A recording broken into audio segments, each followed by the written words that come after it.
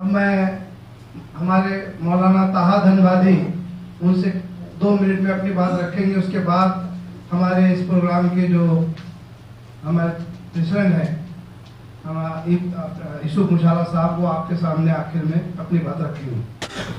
Very good evening to all of you. میں صرف ایک ہی بات کہوں گا کہ time and again we are unleashed with false accusation that Muslims blame and insult the gods of non-Muslim brothers.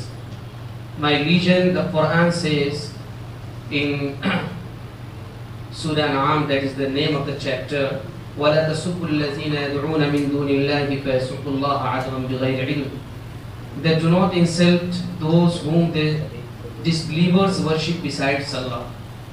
یہ ہمارے مذہب کی تعلیم ہے کہ کسی بھی مذہب کے ماننے والے کے خداؤں کو برا مت کہو. So how it is possible that a Muslim is going to blame and insult the goddess of other brothers? اس لیے ہمارے مذہب کا ماننے والا کبھی کسی غیر مذہب کے خداؤں کی انسلٹ نہیں کر سکتا ہے. اگر یہ کہیں پہ کی جا رہی ہے تو اس کے پیچھے کچھ ہاتھ ہیں، ان ہاتھ کو پکڑنا چاہیے، نہ یہ کہ کسی اور کو اس کے جال میں پھنسا کر کے سزائیں دینی چاہیے. اور دوسری بات، کسی بڑے نے لکھا ہے کہ کسی بھی ملک کو ترقی کرنے کے لیے، ڈیولپ کرنے کے لیے 3 چیزوں کی ضرورت ہے. ان میں سے تو ایک یہ ہے کہ the court should be working independently. Court کو اپنا کام آزادانہ طور پر کرنا چاہیے. The second thing is that the media should be working and should be showing the true faces of the country. جو سچائی ہے اس کو سامنے لانا چاہیے. The third thing is that the administration should be working with justice. کہ انتظامیہ کو انصاف سے کام لینا چاہیے. اگر یہ 3 چیزیں پائی جائیں گی تو ایک ملک ترقی پہ پہنچے گا، اور اگر نہیں ہوگی تو پھر ایک ملک جنگل راج میں تبدیل ہو جائے گا. تھینکس سو مچ. پریزیڈنٹ جناب یوسف مشالہ صاحب سے ونتی کرتا ہوں کہ وہ اپنے وچار آپ کے سامنے رکھیں. دوستو، جب فیکٹ فائنڈنگ رپورٹ میں نے ابھی پڑھی، روتے کھڑے ہو جاتے ہیں جب ایسے سے واقعات ہمارے سامنے سے گزرتے ہیں. لیکن یہ خاموشی کب تک ہم برداشت کریں گے؟ ظلم کرنے والے ظلم کرتے ہی چلے جاتے ہیں، اور یہ چاہتے ہیں کہ ہم اس کے خلاف کوئی آواز نہ اٹھائیں. اور یہی بات وہ اپنی جو موومنٹ ہے اس میں وہ کامیاب ہو رہے ہیں، کیونکہ ہم آواز نہیں اٹھا رہے. صرف گنے چنے لوگ ہیں جو آ کے کچھ بات کرتے ہیں. unless it is also made a voice of the civil society at large. جیسے کہ پہلے بھی کہا ابو عاصم صاحب نے کہ ہم جا کے کس کے ساتھ شکایت کرتے ہیں؟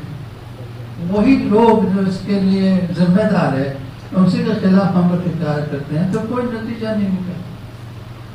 We have to take this fight in a peaceful way,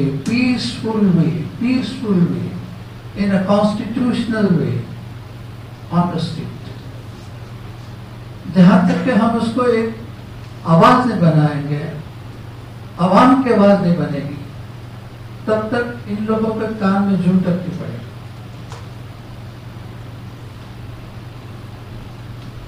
یہاں پر تو یہی ہے، یہ جمہوریت کا ایک اصول سا ہو گیا ہے، جیسے کہ علامہ اقبال کا ایک شعر یاد آ رہا ہے کہ چمنزار محبت میں خاموشی موت ہے بلبل.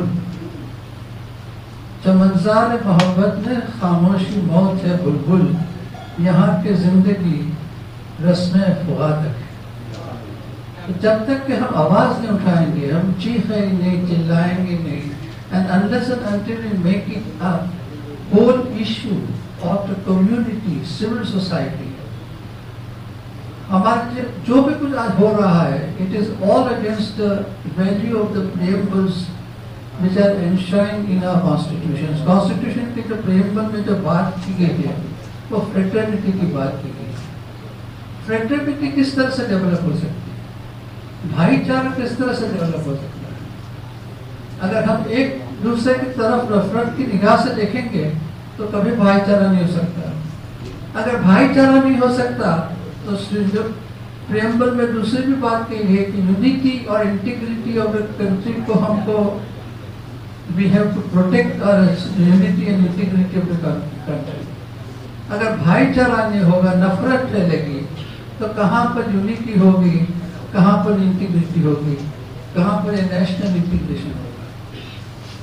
तो ये जो लोग ये बात फैला रहे हैं, जो ये नफरत की जो आग फैला रहे हैं, they are going against the very basic values of the Constitution itself. और ये बात अभी हमें कोर्ट को भी समझानी पड़ेगी कि ये जो पूरी तहरीक चली है, the pattern which is going on, the court has to play a little positivist role. At times the court does play a positivist role, but more is required to be done. Still more required to be done. और आखिरी बात मैं ये कहना चाहता हूँ कि हमने जब APCR कायम की 2002 के जो दंगे हुए थे गुजरात में, उसके बाद हमने ये 2007 में ये वजूद में आए, तो वहाँ पर हमने ये महसूस किया गुजरात के दंगों के बाद कि हमारी कौम में protect civil rights, protect human right के लिए कोई मजबूत तहरीक या मजबूत कोई मूवमेंट नहीं है। और अभी भी जो हो रही है वो बहुत ही बिखरी हुई है। जितने भी